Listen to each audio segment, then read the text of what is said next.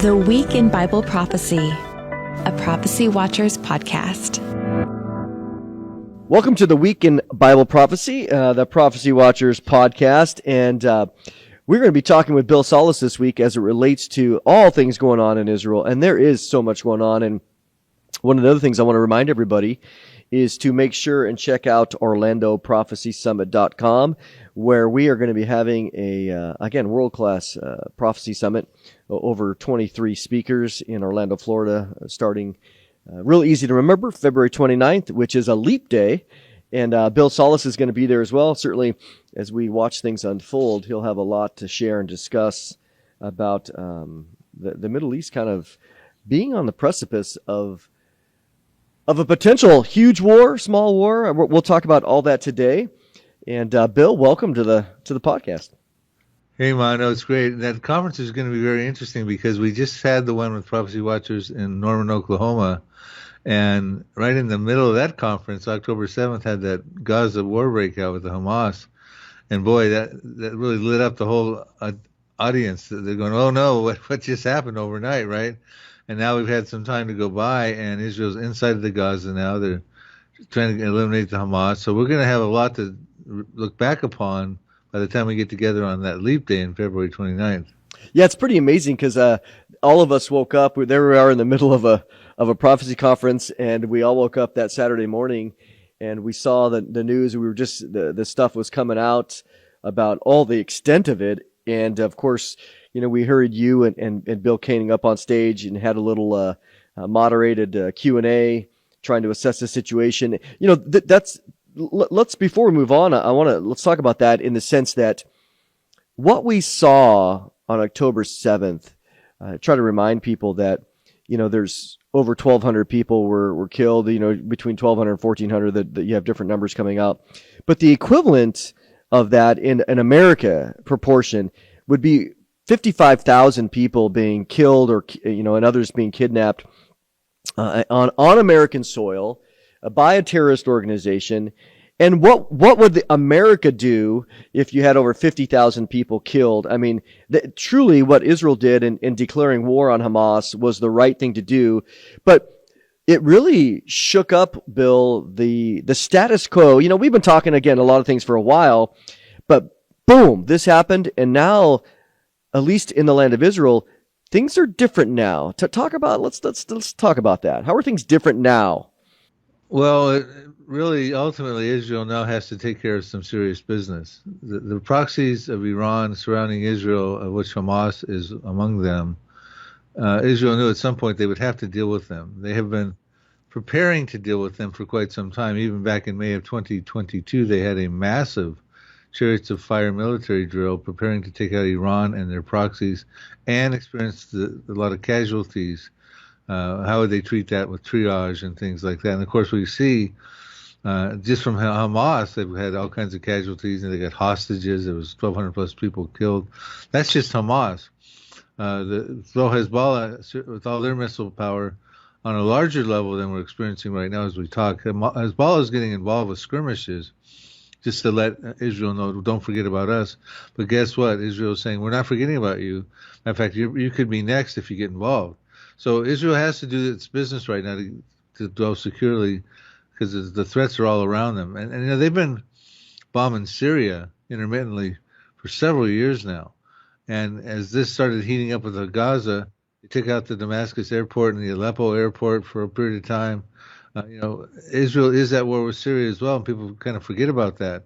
They don't have peace treaties with Syria like they do with Jordan, with Egypt. So you know, Israel is at war with Syria, and they're a proxy of Iran's as well. Yeah, it's amazing to me that just as in many ways it took several years after our 9/11, September of 2001, it took several years for the ramifications of policy, governmental policy, or even, you know, going across the world to battle some of these terrorists. In the same way, this is going to be relatively protracted, in my opinion, because Israel, they made a decision that every last Hamas leader is going to be tracked down and eliminated. And so that's going to take some time, no doubt, with their tunnel system and other things. But I think the reminder, as you said, Bill, with Hezbollah has been surprisingly quiet. They haven't gone all in. We don't know all the details. A lot of speculation of why that might be, but they haven't gone away. And the fact of the matter is, they have 150, 200,000, precision guided missiles that they can do. And the fact of the matter is, I think Israel learned something here in that from 2005 with Gaza allowing and hoping and believing, however you want to phrase it, that Hamas would choose wisely and actually love their people. They allowed them to build up now, basically almost 20 years. So in that case, give me your thoughts on the fact that what have they learned from that? Looking at Hezbollah, I mean, anytime Hezbollah they're going to continue to send, rockets or whatever. They'll do it here and there. But after Hamas, that situation's mopped up, they pretty much have to go in and remove Hezbollah and risk it, because why give them another 10 years? They're just postponing it, kicking the can down the road, don't you think? Oh yeah, they've got to deal with all these issues, and right now their advantage is that the proxies of Iran and Iran itself has not engaged on a very severe level like they potentially could and potentially might still do. So Israel's actually having it kind of their way, and no one wants, of course, a war and a ground war, especially inside of that treacherous Gaza Strip area. But Israel's getting to go full throttle without a lot of problems from the proxies, because that could change the whole face of this war if Hezbollah gets involved in Syria, etc. But at some point, Israel's going to have to deal with them. Of course, there's evacuations, about 300,000 people between the southern part by the Gaza and the northern borders of Israel are still evacuated, as best I understand. And they don't feel safe going back to their homes until, all these issues, Hamas and Hezbollah, are dealt with. So this is a big situation going on with Israel. But the point is, when Hezbollah does get involved, which will probably at that point also enlist Syria, I don't think Hezbollah would go it alone. And chemical weapons probably coming forward, because Syria's got chemical weapons. Things are different. It's not just going to be hand-to-hand combat and like what's going on in the Gaza. They're going to be blowing places up. And ultimately, they're probably going to blow up the city of Damascus and fulfill a prophecy in Isaiah 17.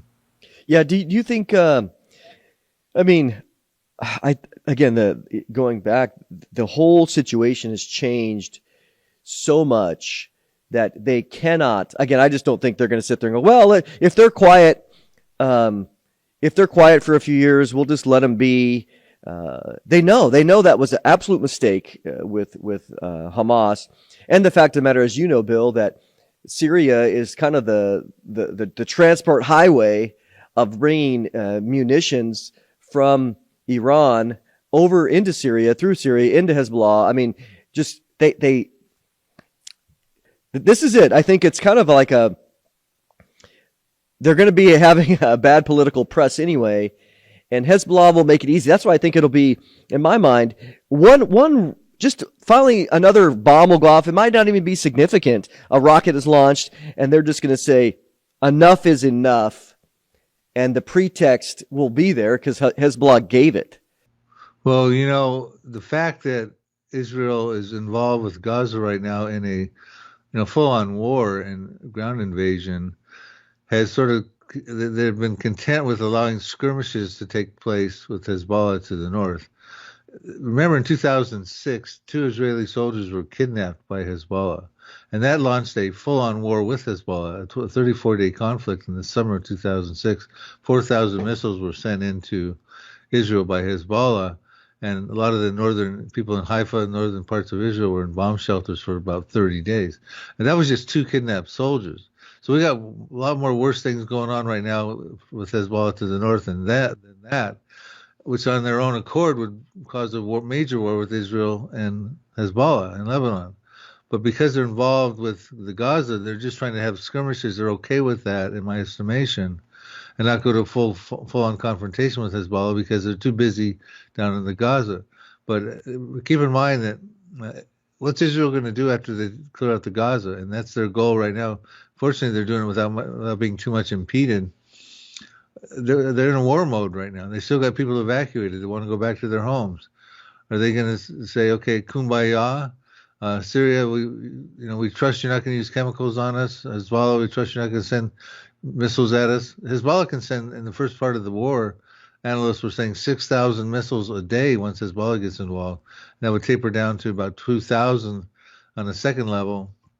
Effective missiles coming in, meaning not falling indiscriminately in fields or being taken out by the Iron Dome. And by the way, the Iron Dome is being depleted as we speak. So, I think Iran is kind of watching this all play out and deciding what time they feel they and their other proxies may want to get involved. So this thing is not over yet, Mondo. Well, and I think exactly, perfectly said, Bill, because what people need to understand is that Hamas is, again, a big black eye here, certainly on Israel, but Hamas is not Hezbollah. Hezbollah is way more trained, way more munitions, way more backing, just from a geographical perspective as well. I mean, what's your thoughts on the different? Maybe make a comparison for the listeners. What do you think is the comparison as it relates to the military strength of Hezbollah versus Hamas?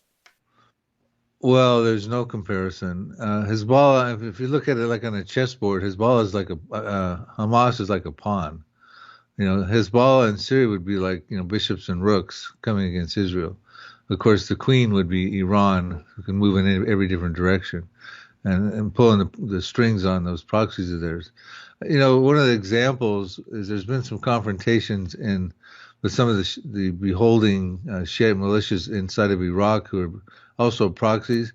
They've been called upon by Iran to, come after our installations. We've got some American installations on the border of Syria and Iraq, and they've attacked them. And they find out that, and they've done some harm, but you find out that a lot of those attacks were with handmade weapons, not necessarily the high-powered weapons that Iran is capable of providing. So we're kind of looking at like the different layers. It's like, okay, here comes these handmade weapons with Shiite militias in Iraq. Here come these little more advanced things coming out of Hamas, thousands of missiles they've had. But these are not compared to the deployment of missiles that Iran has done through Syria over the last 4 or 5 years into Hezbollah's hands.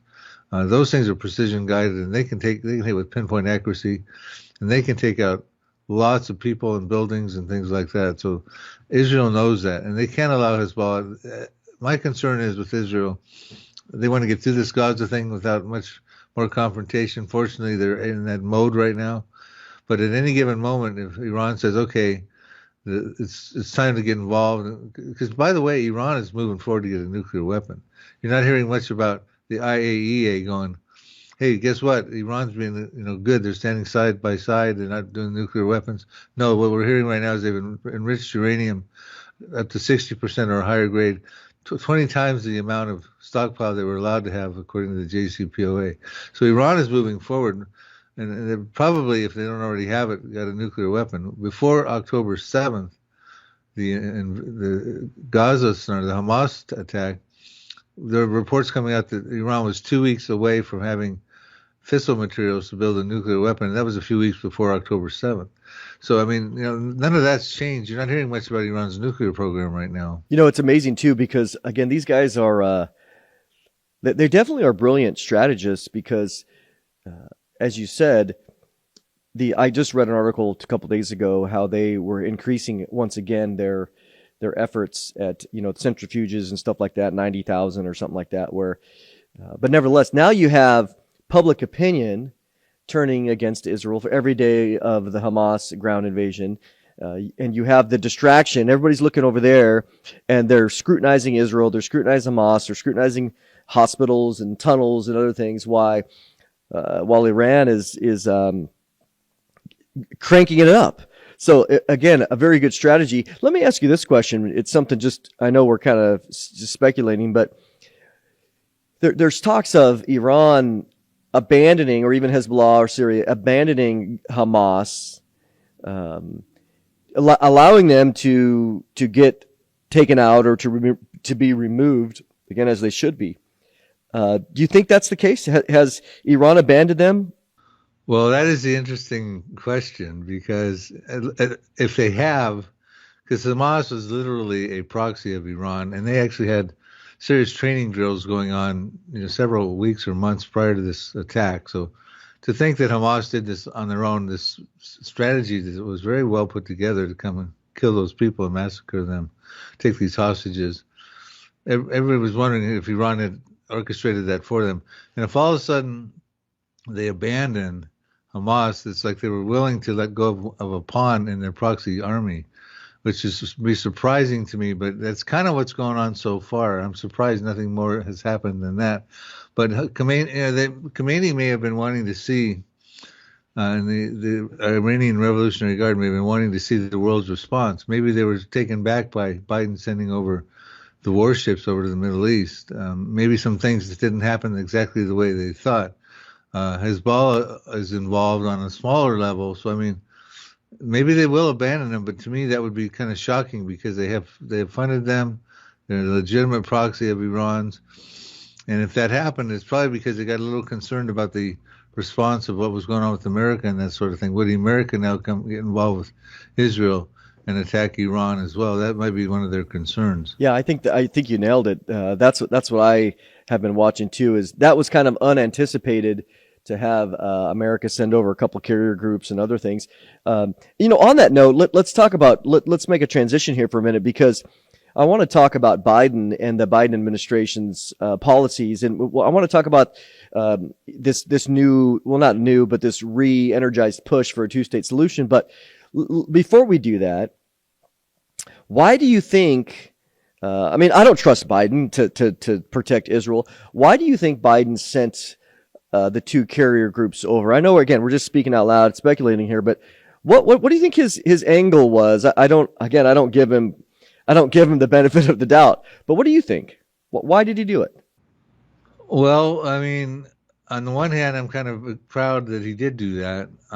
He may have economic reasons as well as military reasons. He probably does not want an all-out war to, blow up in the whole Middle East, which is where that was actually going to go. That's where this was headed. But I think he did support Israel on a pro level initially.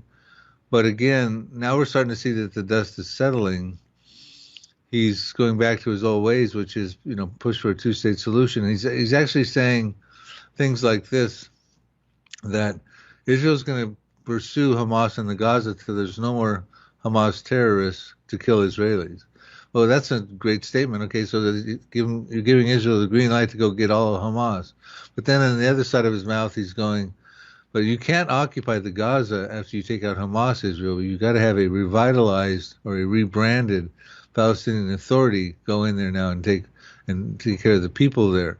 Now, remember, the Palestinian Authority and Mahmoud Abbas in the West Bank, they're no friend of Israel's as well. And there's been all kinds of problems in the West Bank as this war is going on, too. A lot of settlers are being killed. A lot of Palestinians in the West Bank are being killed. There's confrontations going on there as well. So, and then ultimately he's going to say, with that revitalized Palestinian Authority, who you can now trust Israel, which they can't trust, we had to have a two-state solution, which is not biblically endorsed. Clinton tried it in 2000 and failed miserably. Bush tried it. Obama tried it with John Kerry in 2014. It always fails. It's not going to happen because God has other plans. He has his own Mideast peace plan, and he's been operating since the 20th century, part one, and the 21st century, part two, is going to happen. Yeah, absolutely. I mean, it's like these people that are fighting over, and it's just a recipe for disaster. And when we think about those watching or those listening, I mean, again, not everybody spends their time looking at all this, but the fascinating thing is the typical, I mean, just logical, the basic common sense is, and I think Netanyahu said it best. He said, look, I mean, I know it's logical in one sense that, well, the only remaining authority that would represent the Palestinians is the Palestinian Authority. But the fact of the matter is, we're not going to hand control over to a group that teaches their children from the time they're young to hate Jews, to kill Jews, and also that pays terrorists money, who, again, aid money for how many Jews they can kill or whatever, martyrs. We're not going to allow that kind of group to come in. Why would we, again, remove Satan and then put his right-hand deputy right in there? I mean, that's just foolish. We have the Fatah is in the West Bank, the Palestinian Islamic Jihad terrorist organization. It's not like the Palestinian Authority has control over those populations inside the West Bank, and it's not like they've got a clean slate either. So, like you said, they're Israel's enemies. In fact, I'm pretty sure even in the West Bank, like the Gaza, that the Palestinian school books don't even have Israel on their Yep. map. So pretty much, you can't trust them at all. No, absolutely. Well, you mentioned a phrase a few minutes ago. Let's talk about what is God's Mideast peace plan, and let's kind of develop that a little bit here. You sent me some notes, which I appreciate, and I'll read if you don't mind. Jeremiah chapter 12. Can I read that now? You like that? Yeah, go ahead and read it. But let me preface the fact that God, before you do that, God does have a plan. Of course, He knew when He would bring back the Jews into the land, which there are numerous prophecies, excuse me, that talked about that. They would come back in the land after being out in the nations of the world in the diaspora. But God knew, knowing the end from the beginning, that there'd be some problems because the ancient hatred that had plagued the Arabs and the Jews from time immemorial, He knew it would be alive and well. But not only alive and well, wouldn't go away after the diaspora, but would be embraced in the violent religion of Islam. So he had to realize, when I bring the Jews back in the land, I got to have a plan for that. And so he tells Jeremiah chapter 12, verses 14 through 17, 2,500 years ago, he lays out this plan, which we've already found part one has been fulfilled. We'll get into that in just a second. You're going to read it. And part two is going to find fulfillment in the very near future. Yeah, I mean, this is Jeremiah chapter 12, verses 14 and 15. Thus says the Lord, against all my evil neighbors who touch the inheritance which I have caused my people Israel to inherit. Behold, I will pluck them out of their land, and pluck out the house of Judah from among them. Then it shall be, after I have plucked them out, that I will return and have compassion on them, and bring them back, everyone to his heritage, and everyone to his land. I mean, historically, I know you know this, but has this been, I guess, the just straight up question, hasn't this been fulfilled in the past? Well, this is part one, and it has been in the 20th century. But notice as we break this down, he's not saying anything good about the neighbors. He's calling them evil, not good neighbors. Even though they're evil, he's going to have compassion on them. We just read that have compassion on them and bring them back. So what he's saying here is that when I bring the Jews back in the land, there's going to be resistance. And what I'm going to do is I'm going to take your evil neighbors, I'm going to pluck you out of the land, which is Israel's inheritance. And I'm going to put you back in your own lands and your heritage. I'm going to do this wonderful thing. Because remember, Mondo, from 1517 to 1917, that was impossible because the Ottoman Empire controlled the Middle East. But after World War I in 1917, things started to open up so God could fulfill this plan in preparation to bring the Jews back in the land. And he says, listen, I'm going to pull you out of the land that's going to be Israel, put you back into your states, your Arab states, and get your heritages back installed and that sort of thing. And I'm also, because there'll be Jews, the Jews, of course, were living in those Arab lands as well, I'm going to pluck them out. It's all forceful language. Like, no one's going to want to do it voluntarily. They've got their homes, their businesses, but I'm going to put them back in Israel, the Jews.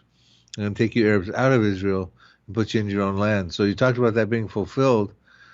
This sovereign act of God, this compassionate plan, started to find fulfillment in the 20th century. After World War I, yet Egypt became a state again in 1922. Yet Saudi Arabia and Iraq in 1932. Iran, which was formerly Persia, became Iran in 1935. Lebanon, 1943, and of course now you got Hezbollah there.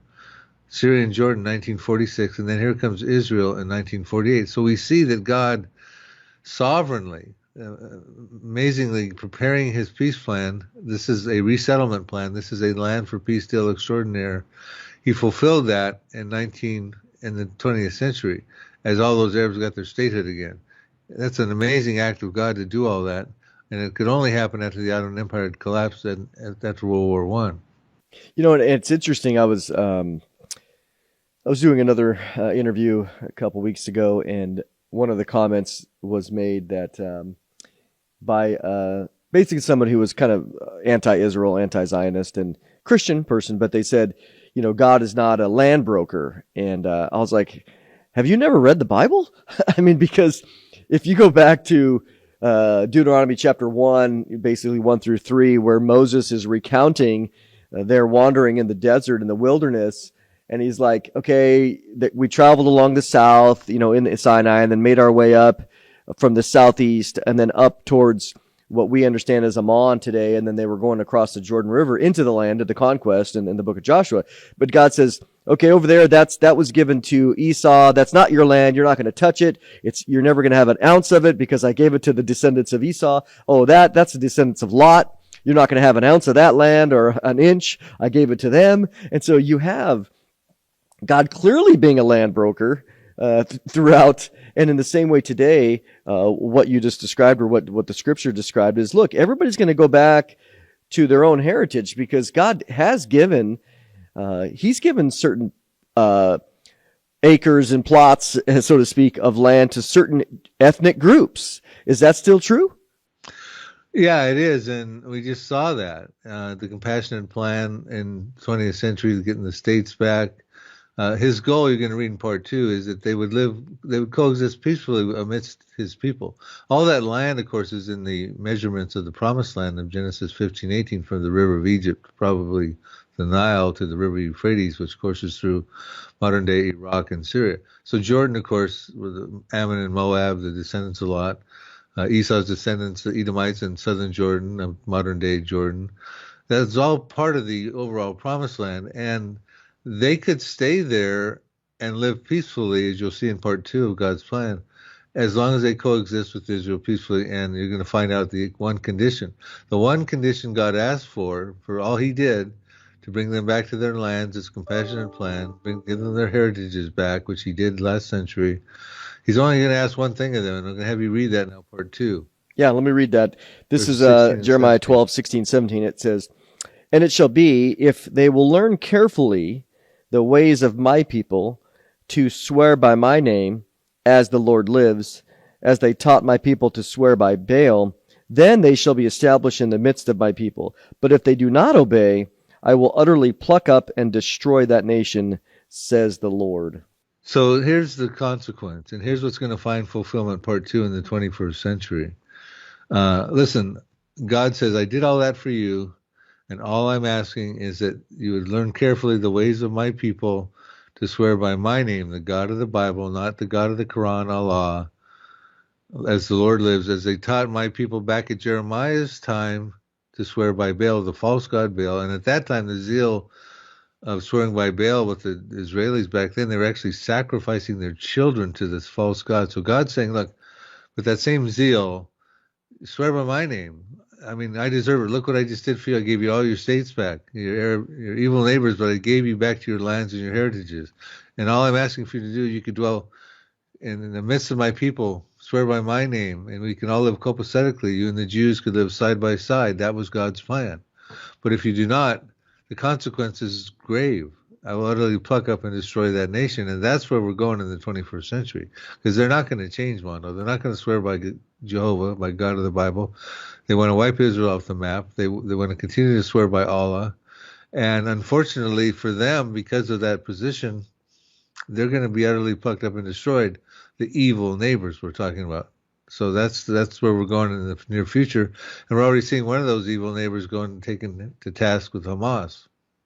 It's amazing, Bill, that, today in the church age, which we know we're living in, and I think all of us recognize that, we're to love everybody. We're to love a Palestinian or a Jordanian or a Lebanese just as much as we are an Israeli, because, we want them to hear the gospel. But it's interesting that God speaking here, he actually calls this group evil. But we don't want to, we don't like to use that language because we're trying to be Christian nice, which is fine. But, and I'm not, and for me, we're all sinners. I'm not putting the finger, but when God says something and declares a group of people because of their stubbornness and their loyalty to a false God, when he calls them evil with evil intentions. That's pretty powerful to me. And again, the God of the Bible hasn't changed. We don't have a God of the Old Testament and a God of the New Testament, but he calls them evil. He gives them an opportunity, which again, the gospel goes out to all of them. Here's the opportunity to serve the Lord and him alone, and not certainly Islam. Well, you're absolutely right. God so loved the world, he sent his only begotten Son for everybody, that they would not perish but have everlasting life, whoever would believe in Jesus Christ. Jew, Gentiles, of course, Arabs among them. That's the God we serve, Mondo. But he also, he's got plans in the end times here through his people Israel. That's why he's bringing them back and has brought them back into the land. And so for them, the Arabs, to come along and persist with this ancient hatred, to want to wipe the Jews off the map, ultimately not realizing that's going to thwart God's plan through Israel, he can't allow that to happen. And the Bible talks about this ancient hatred or perpetual enmity in Ezekiel 35 verse 5 and Ezekiel 25 verse 15. And it's called, the Hebrew words are olam ibah. And it's a condition of hatred that stems back long ago in ancient times that became more violent as time went on. And it's a hatred that will not end. It's cancerous. It has to be surgically removed. And that's what's caught up in Islam. That's how the Hamas feels. Their charter says Israel will exist until Islam will obliterate it. Psalm 83 talks about a confederacy of nations that come together. The goal is to wipe the nation of Israel off the map, that the name of Israel can be remembered no more. Psalm 83 verse 4. So, we saw that, of course, in 1948. They tried to wipe Israel off the map. They didn't want there to be an Israel. I didn't ultimately fulfill the prophecy, but I think it was a precursor. And we're seeing again Hamas, who's also part of Psalm 83, acting out right now, wanting to wipe Israel off the map, thinking their proxies are going to come alongside and help them with that. Hezbollah in Lebanon, they'd be part of Psalm 83. Syria would be part of Psalm 83, as well as more countries. These are part of the evil neighbors, Mondo. Yeah, it's amazing too that the God, again, I like the way that you're phrasing it, that God has a plan, and it reminds me of when Joshua went in and the people, several of the tribes of the groups that were in the land of Canaan, they were so far deplorable that God said that the very land wants to vomit them out because of their wickedness and their sexual sins and their sacrificing of babies and everything to these different gods, where God just says you just have to remove them. And that's God's business. I'm not suggesting that to anybody today, but if God wants to do that and he realizes this is because of their wickedness, that's his business. But let's talk about something here for a minute, because how does this God's peace plan, let's kind of transition. How do you envision, how do you see it working its way through, let's say, the next stages? Well, the evil neighbors are those who share common borders with Israel. That's why they're appropriately called neighbors. We see that God's part one of his plan has found fulfillment. He's simply asking now these evil neighbors to not be evil anymore, but to swear by his name so that they can live peacefully in the midst of his people. But they're not going to. So in part two of this generation that's coming up in the 21st century, we're already starting to see it happen, I believe, with the Gaza, with the Hamas. He's going to really pluck up and destroy those evil neighbor nations. Now, we're not talking about countries far away. We're talking about in the neighborhood. We're talking about to the north, Lebanon, to the northeast, Syria, and parts of Iraq. We're talking about Jordan. Even though Jordan has a fragile peace treaty, they are still among the evil neighbors. You've got Egypt, you've got Saudi Arabia, you got the Philistia area where the Hamas are, you got the Palestinians. Of course, Hezbollah is up in Lebanon. So basically, these countries form an inner circle of countries. They are actually all listed in Psalm 83 and elsewhere. They want to come together in a confederacy and destroy the nation of Israel. And of course, that's totally against God's plan. He wants them to live copacetically and swear by him, not destroy the nation of Israel. So they're going to try to do that, and ultimately we find out in Zechariah 12, they're going to make a final attempt, the neighbors, the evil neighbors, to lay siege on Judah and Jerusalem. And when that happens, Zechariah 12:2 tells us that God will make it like a cup of trembling or a cup of drunkenness to all the peoples round about. Every translation you read will not talk about the nations at large in the world and not the international community. It's talking about the neighbors round about, the surrounding peoples, the neighbors. So he's clearly talking about the evil neighbors. They're going to come together and make a final attempt to capture Jerusalem. And in Islam, Jerusalem is the third holiest city, even though it's not mentioned in the Quran one time. They're going to make a final attempt to take control of that area and Judah as well. And God's going to say that at that time, it's going to be a cup of trembling or intoxication in some translations to those evil neighbors. You don't want to read, let's all read this, Zechariah 2 and 3, Zechariah chapter 12, verses 2 and 3. It says, "Behold, I am about to make Jerusalem a cup of staggering to all the surrounding peoples. The siege of Jerusalem will also be against Judah. On that day I will make Jerusalem a heavy stone for all the peoples. All who lift it will surely hurt themselves, and all the nations of the earth will gather against it. On that day, declares the Lord," I'll just keep reading, "I will strike every horse with panic and its rider with madness. But for the sake of the house of Judah, I will keep my eyes open. When I strike every horse of the peoples with blindness, then the leaders of Judah shall say to themselves, the inhabitants of Jerusalem have strength through the Lord of hosts their God." So, this particular section of Zechariah 12, it's interesting that it does talk about a siege of Jerusalem and Judah. So how would you equate Zechariah 12? Would that be equated with another angle of a Psalm 83 conflict? Would you see it as pre-Psalm 83, post-Psalm 83? Kind of help the listeners understand, again, the sequence here.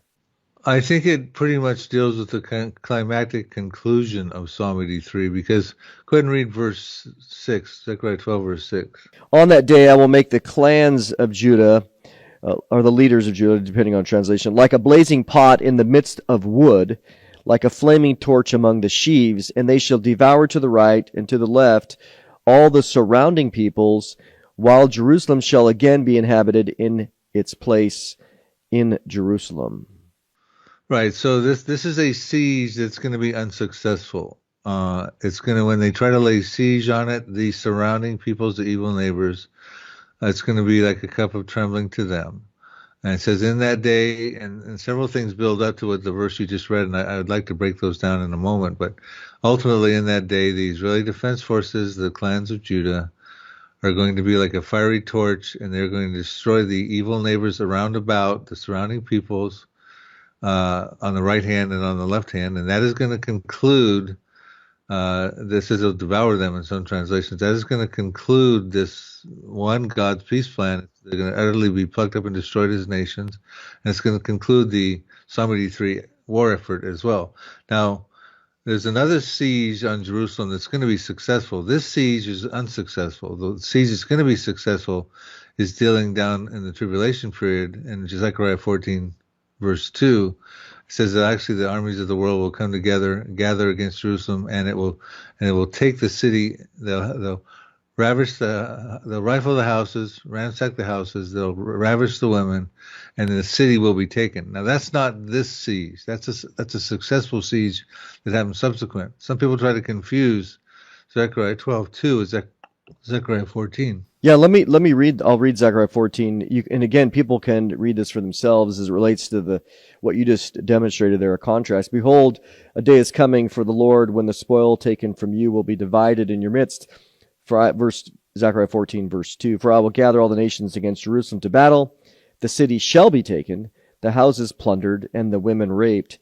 Half of the city shall go into exile, but the rest of the people shall not be cut off." So there will be a remnant staying there, the rest. But as you mentioned, clearly that's a successful siege of the city and its taking.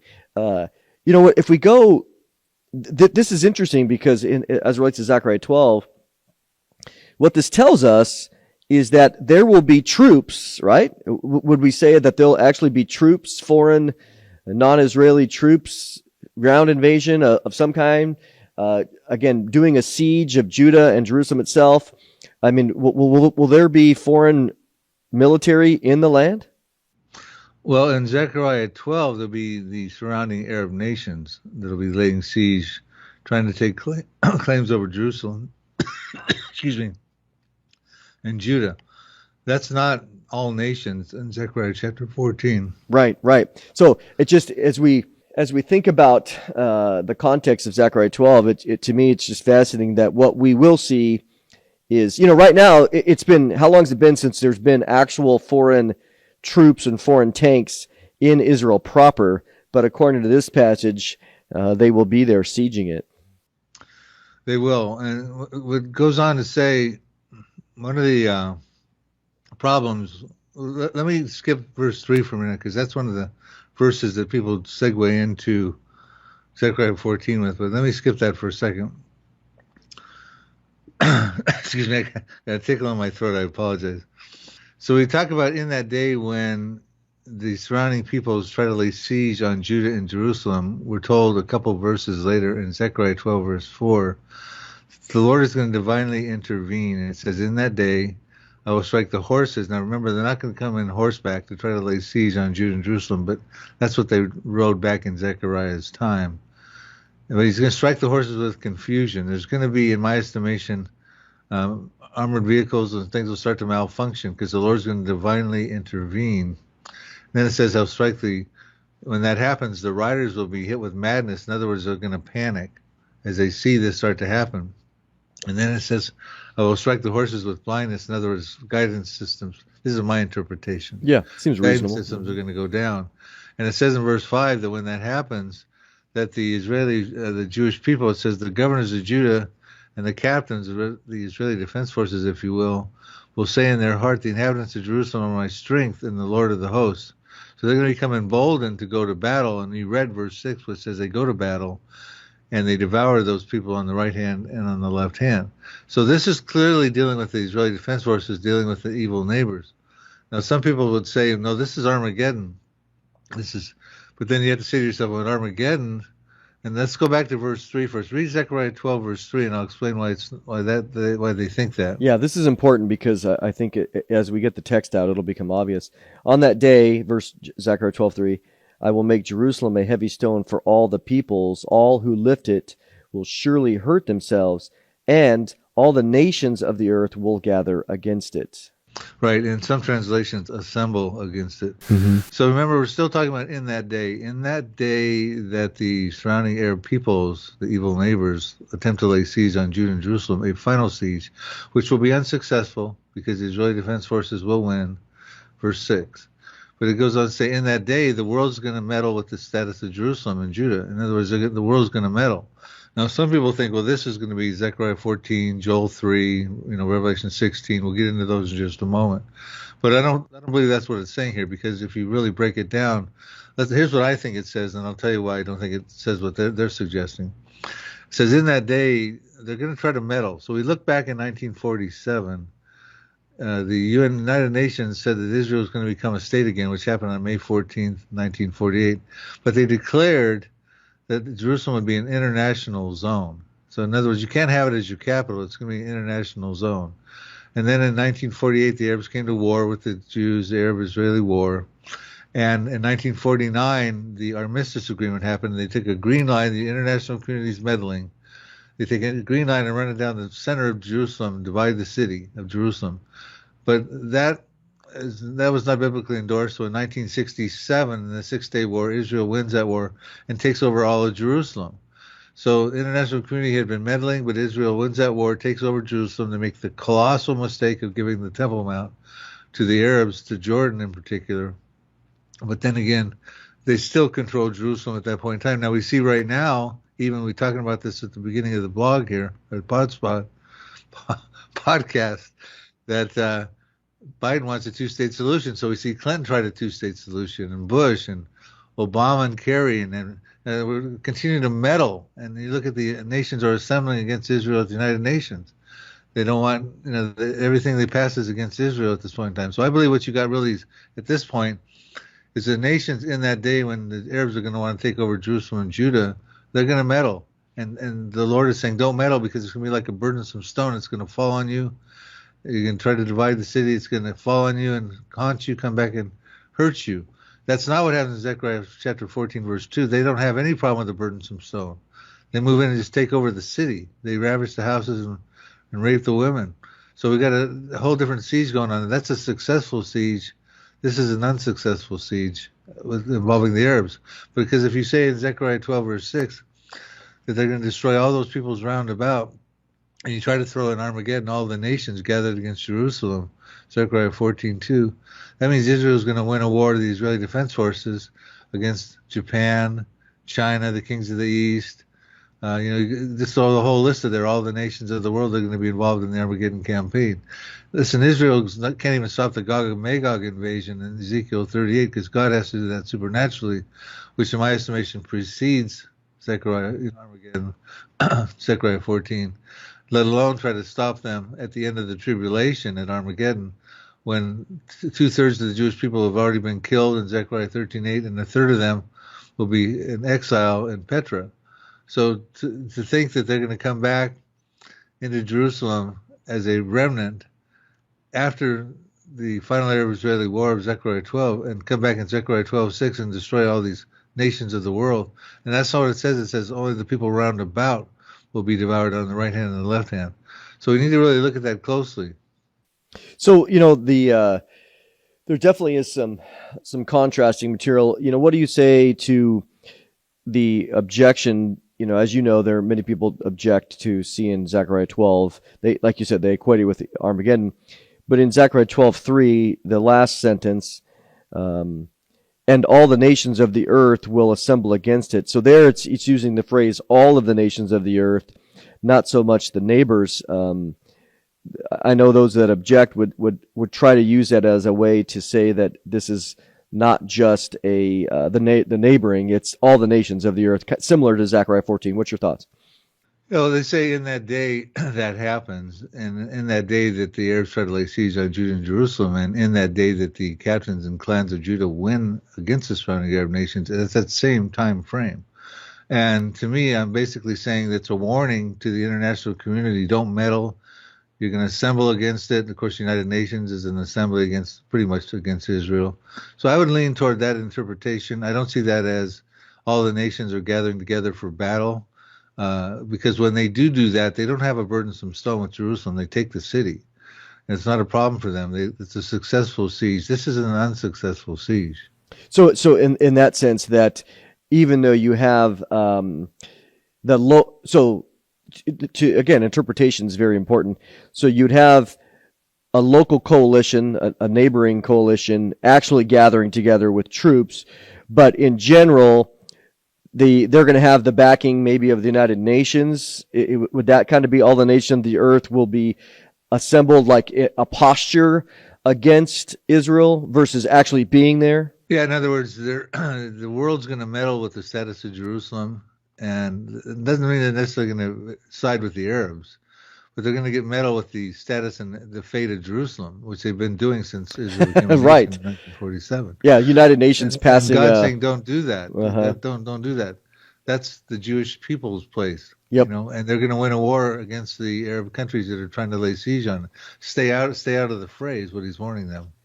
So, in the sense of kind of heading towards a wrap up, you mentioned a variety of things, and there's no doubt, man, Israel is not going to have any peace in the sense of long term, as we know, until the second coming, in the sense of forever peace. But between here and the Lord's second coming or the rapture, let's talk about that. The timing of the rapture versus what we see as these next few wars, all the way through the tribulation, where again you have all of that coming to the Lord's return. What do you see as outline for us, if you will, kind of a sequence of events between right now, potential, you're not a prophet, between what do you see some of the high points between now all the way up until the second coming? What are some of what's the sequence you have in your mind? Well, I have a book called The Future War Prophecies, where I do that very thing, Mondo. You guys are actually carrying the book and DVD through Prophecy Watchers, and of course the rapture is, we don't know exactly when that's going to happen, besides the fact that we would subscribe to it. It'll happen before the tribulation. But there's also some pre-tribulation events. Matter of fact, you and I did a DVD on that, The Road to Armageddon, the pre-tribulational wars. There's going to be some wars before the tribulation. I believe that would be Psalm 83, which involves climactic conclusion of Zechariah 12, where the Israeli Defense Forces take out the evil neighbors we just talked about. Other peripheral verses I put in the Future War Prophecies book. I think Psalm 83 is related to that. I think that's going to happen. Israeli Defense Forces are going to win. Hamas would, if they're still around and kicking, as part of Felicia. Felicia is part of Psalm 83, one of the Confederate members of the 10-member Confederacy. Then I think after that, Israel can dwell securely. They can tear down the walls that surround Israel, the partition wall in the middle of Israel, 403-mile wall. They can dwell securely, peaceful people. They'll have plunder and booty. And then I think you have Ezekiel 38 come. That's what Israel finds itself in, that condition, no longer threatened by the evil neighbors. They dwell securely because they can. They've won the war. Then I think Ezekiel 38 will happen as Israel becomes a robust nation. More Jews start coming back into the land when it's safer, exploiting the territories. Israel annexes some territory, Jordan in particular. I'll put all this in the Future Wars Prophecies book. And then Ezekiel 38. And then God stops that because it's too formidable of an offense for the Israeli Defense Forces. So God stops that supernaturally with an earthquake, fire and brimstone, bloodshed, flooding rains, pestilence. And then ultimately at that point, Israel can dwell securely. They're actually burning the weapons for 7 years, converting it to fuel from the Russian armies, the coalition. They're burying the dead for 7 months. And it says the whole world Israel gain renown in the eyes of the world. When the world sees that, they go, whoa. The Israeli Defense Forces stopped the Psalm 83 countries. Their gods stopped the Russian invasion advance. They're burning weapons, converting it to fuel. They have the technology. They're burying the dead for 7 months. So how that all happened, how their God stopped it, supernatural. And the world's going to be going, that's amazing. They'll still be anti-Semitic because they're going to rally around the Antichrist who's going to come on the scene, but they're going to be taken back watching these things happen. Israeli Defense Forces win Psalm 83. Their God stops Russia's invasion. And all of a sudden, the Antichrist comes on the scene. And ultimately, he will, in the mid part of the tribulation, he will go into Israel and he'll start abominate the temple. He'll bring his armies there. And I believe that's actually probably when Zechariah 14:2 happens. He gathers his armies there and they take the city. He goes, and Jesus said, when you see that happen, Antichrist goes into the temple at the mid part of the trib, flee. And we find out a lot of them do, but 2/3 of them don't. And they get killed according to Zechariah 13:8. Then ultimately they are exiled in Petra, southern Jordan, as refugees, which is another reason they're not going to be, at the end of the tribulation Armageddon, be able to have the strength as refugees to kill all the nations of the world in Jerusalem. God, we find out in Isaiah 63 that God stops the. It's a lot to talk about here, but ultimately the Armageddon situation, and Jesus Christ comes and has a slaughtered Basra in southern Jordan, Isaiah 63, single-handedly. And then Revelation 19, he goes and gets his armies from heaven, and he comes back to Jerusalem with them. So a lot of stuff in my book, Mondo. We can't get into all this stuff right now in this moment because it's too much to say. But Psalm 83, Ezekiel 38, and then ultimately the end of the tribulation, the Armageddon campaign. You know, it's amazing, Bill. That's a great summary. That as we're watching, there's a lot. The Lord has provided so much detail as it relates to the last days and the final circumstances of Israel leading up to the tribulation period, the time of Jacob's trouble, the Lord's return, as you mentioned, the rescuing of Israel. So why? Romans 11:25, that all Israel will be saved. And so what's the average person here that's watching, or listening in that regard? Let's give them some hope. What's the hope? Certainly the gospel. What's the hope here? How does this end up? Okay, listen. What I would say in summary, Mondo, and again, thanks for having me on this podcast, is that it's time to get right with Jesus Christ because he's coming for his believers in the rapture, and ultimately he's going to come a second time in the second coming for the faithful remnant. And at that time, he's going to destroy the Antichrist. He's going to cast them alive with the false prophet into the lake of fire. He's going to deal with the armies of Armageddon and win that war. But ultimately, welcome to a war-torn world. You're already seeing it happen in the Middle East with the Gaza and the Hamas. That's likely to escalate.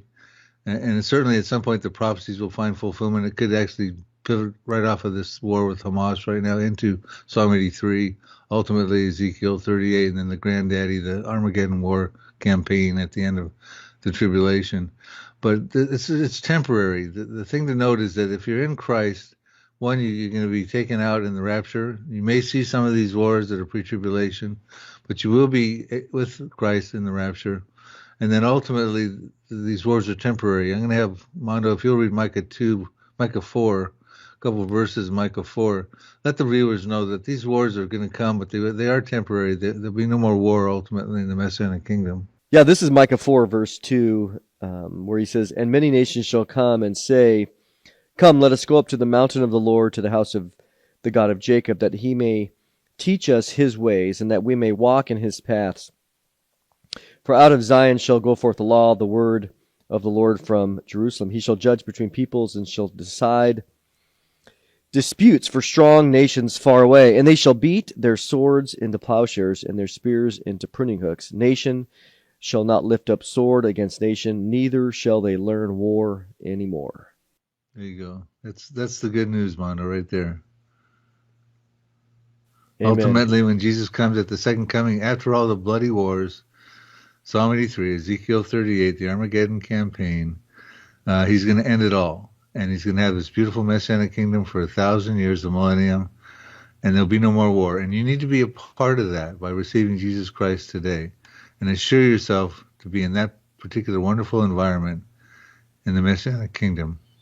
Amen. Well, Bill, I appreciate your being on the program today. For those listening to the podcast, again, the Scripture's given us so much to examine. God has given this for a reason, for us to understand the times that we're in, and also to see Scripture unfold, so that, again, it points ultimately to the truth of the rest of Scripture, which is the gospel message, and as Bill said, salvation through Jesus Christ alone. So appreciate you listening this week.